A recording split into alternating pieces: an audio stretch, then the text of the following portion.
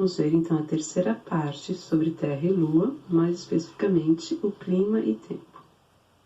O clima, então, é o conjunto de características atmosféricas de uma região que se repete ao longo de certo período de tempo, normalmente anos.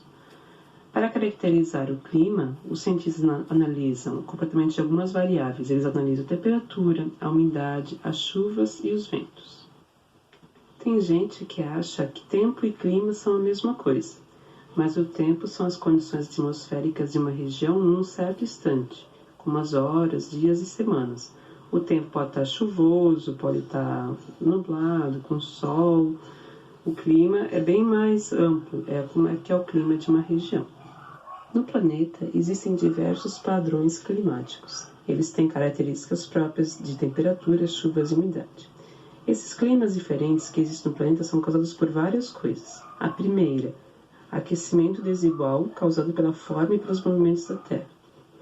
A segunda, correntes oceânicas. E a terceira, circulação atmosférica. As correntes oceânicas são os movimentos de massas de água dos mares e dos oceanos. Nas regiões menos aquecidas, como as regiões polares, se formam correntes frias. Essas correntes frias elas se movimentam mais lentamente, elas vão mais para o fundo do mar, e nessa corrente de água fria, a água evapora mais lentamente e o clima é árido, ou seja, seco. Nas regiões mais aquecidas, como as próximas à linha do Equador, se formam correntes quentes. Elas circulam mais na superfície dos mares e oceanos. Esse calor fornece mais energia, por isso elas circulam mais rapidamente, evaporam mais e deixam o clima úmido. Nessa imagem, então, podemos ver as correntes oceânicas superficiais. As setas vermelhas indicam as correntes quentes e as setas verdes indicam as correntes frias. Podemos ver que ao redor do Brasil, a gente tem mais correntes oceânicas quentes. Em relação à circulação atmosférica, as mudanças do clima podem ocorrer devido aos deslocamentos das massas de ar. A temperatura e a umidade do ar dessas massas depende da região do planeta em que elas se formam. Se a massa de ar se forma no oceano, ela carrega umidade.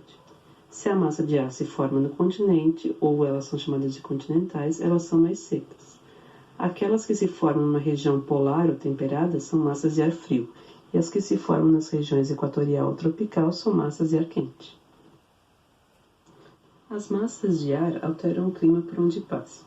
As frentes frias ou quentes, que costumam ser citadas na previsão do tempo, são as massas de ar frio ou de ar quente. Quando essas massas de ar com temperatura, pressão e umidade diferentes se encontram, elas podem formar nuvens, que daí causam chuvas. Além disso, o aquecimento e resfriamento das massas de ar em várias direções causam os ventos. A latitude é a distância de um ponto da superfície terrestre em relação à linha do Equador. Quanto mais próximo da linha do Equador, vai ser maior a temperatura. Nas regiões mais próximas aos polos, a temperatura é mais fria. Outra diferença também que altera a temperatura é a altitude. Quanto mais alto, vai ser menor a temperatura. A vegetação também contribui para a umidade do clima. Em locais com bastante cobertura vegetal, bastante plantas, é maior a quantidade de água que as plantas liberam e o ar fica úmido. A previsão do tempo nos ajuda a decidir a roupa que vamos usar, que roupa vamos levar numa viagem, ajuda a agricultura, a pecuária, a aviação, a navegação, etc. Para realizar a previsão do tempo, eles observam vários fatores: a pressão atmosférica, a formação das nuvens, temperatura, a umidade do ar, chuva, direção e intensidade dos ventos, entre outros.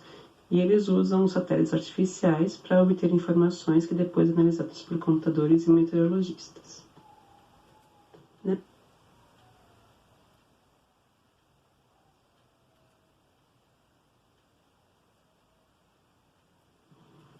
Nessa imagem, podemos perceber diversos instrumentos que eles usam na previsão do tempo. Os satélites, por exemplo, são usados na medição das movimentações das nuvens e dos raios solares. Os balões são lançados 2 vezes ao dia para registrar a temperatura, a pressão atmosférica e a umidade do ar. Os radares meteorológicos medem as chuvas e outras precipitações. Nos aviões, chegam a ter até em alguns aeroportos departamento de meteorologia, e eles pegam os aviões para voar a 11 mil metros de altura para coletar dados. Os navios e boias meteorológicas coletam dados dos oceanos e os centros de previsão meteorológica coletam dados 24 horas por dia no mundo inteiro para analisar. Seria isso.